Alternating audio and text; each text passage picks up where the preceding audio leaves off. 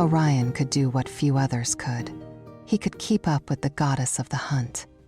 Welcome to the Prytan Podcast, a daily practice in living well and flourishing, guided by archetypal psychology and eternal virtues through the lens of the ancient Greek world. Each episode, we listen to a myth or other story and discuss what it means for you, the listener. Today, we're exploring Artemis, the archetype of the equal, and the virtue of Philia, specifically, friendship of good virtue. The myth. Among all the figures who appear in Artemis's story, Orion is singular. He is not a companion she chose from a group of young nymphs. He is not a mortal who stumbled into her world.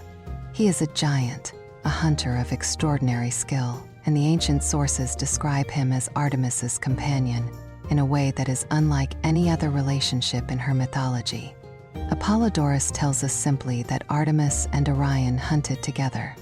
Hyginus preserves a version in which Artemis loved him. The word used is one the sources almost never apply to her.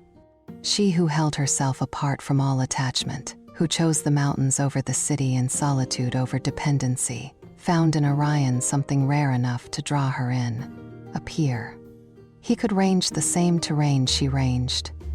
He could hunt as she hunted. He did not need her to be smaller, or slower, or less herself. In a mythology full of gods who desired Artemis and mortals who feared her, Orion simply ran beside her as an equal, and she led him. The archetype and virtue. The Artemis and Orion myth has a natural sense of equality, showing a capacity to compete and collaborate with others without needing to diminish one another. Where other archetypal patterns might seek a relationship defined by protection or devotion, the equal archetype seeks the peer.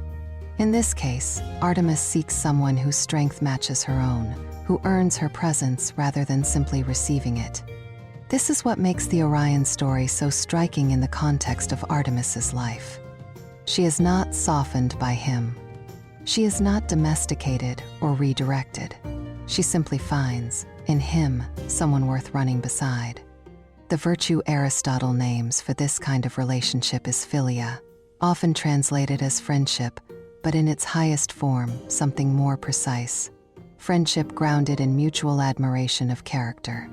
In Book 8 of the Nicomachean Ethics, Aristotle distinguishes three kinds of philia. The lowest are based on utility or pleasure. They last as long as the benefit or enjoyment does. The highest is philia of virtue, a bond between two people who recognize and admire what is genuinely good in each other, and who are drawn together by that recognition rather than by need. This is the only kind of philia that could hold Artemis.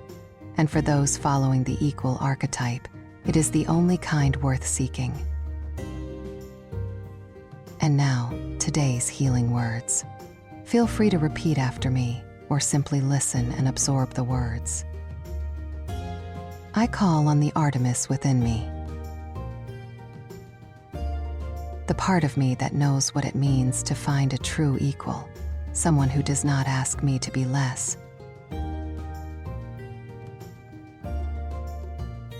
and whom I do not need to diminish to feel safe beside. I call on my own capacity for that kind of friendship.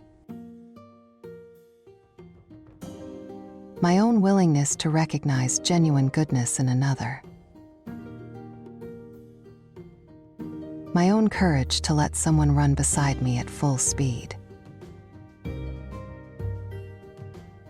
Today, I do not have to be alone to be free. The right companionship makes me more myself, not less. As we close out this episode, consider doing this project for today. Think of one person in your life, past or present, who has met you as an equal. Not someone who needed you or someone you needed, but someone whose strength you genuinely admired and who admired yours in return. Write their name down and one quality in them that you recognized as real. That recognition is Philia. That's it for today's episode.